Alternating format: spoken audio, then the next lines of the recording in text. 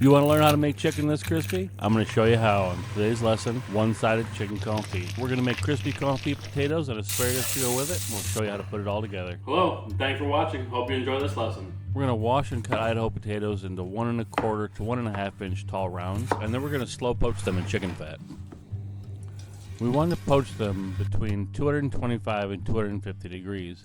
Because we're not looking to brown these and crisp them. We really just want to poach them until they're cooked through and fork tender. Light golden brown here is fine. Just don't want to get them to crispy.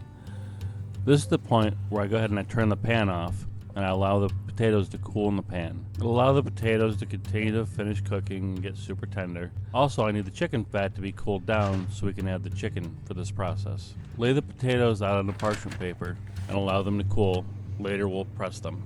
With our chicken fat cooled down, we can now add our chicken leg quarters and then season the meat side with salt and black pepper. You're going to turn the burner on to high heat and allow the chicken to cook. We're going to leave the burner on high until the pan gets very loud and then cover it with a lid. Listen close, you can hear the pan getting louder and then you hear it get a lot louder here. And this is where you put the lid on and turn the pan down to low. With my pan down on low and the lid covered, I set a timer for 90 minutes. I check my chicken throughout the cooking process just to make sure everything's good.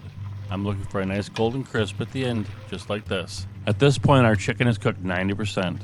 We're going to go ahead and turn our burner all the way up to high, and we're going to crisp up the bottom.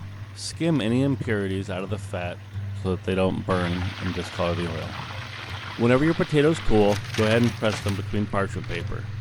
I like to use a potato masher, but you could use a plate, a spatula, or anything else that's flat and you can press with. You only want to press the potatoes down until they're about 3/8 to 1/2 inch thick. You want to leave them so that they stay together in one piece. Now that you have a nice golden brown on the bottom, you want to turn the chicken back over onto the skin side and do a final crisp on the skin. What's going to happen is while that chicken was browning on the bottom, the skin was allowing the moisture to evaporate off the top. And so now when you go to re-crisp it, it's going to get super crispy and be classy and beautiful. We're going to do the same second fry on the bottom before removing it and allow it to rest.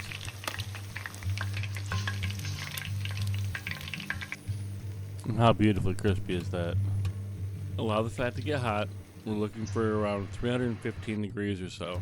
You don't want to go too much hotter because when you drop the potatoes in, you get a lot of action from how wet they are. And that frying action will break them up, especially if it's a lot hotter. If you go 350 or 375, it's really going to bubble and those potatoes are going to break up into smaller pieces. We're trying to leave them into larger pieces if possible.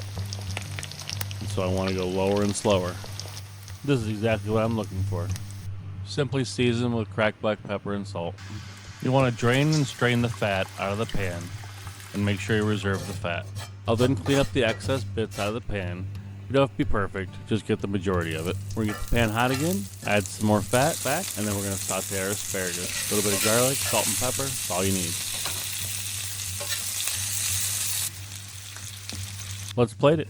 First our potatoes down, then top with our asparagus. Go ahead and add our chicken. And then we like to drizzle chicken fat over the whole thing, bring it all together.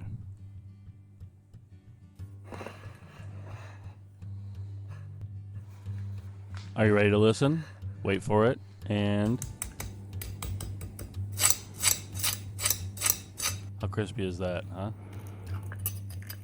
Wait for the knife to go in. Hear the fork? Ah. Juicy, crunchy. This was so good.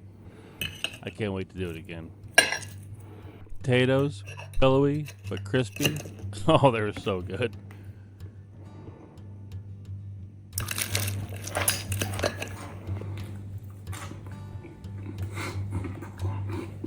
So good.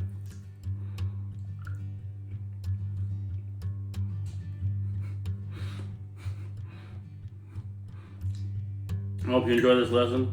You're going to love this if you try it. Guaranteed. Thank you so much for watching.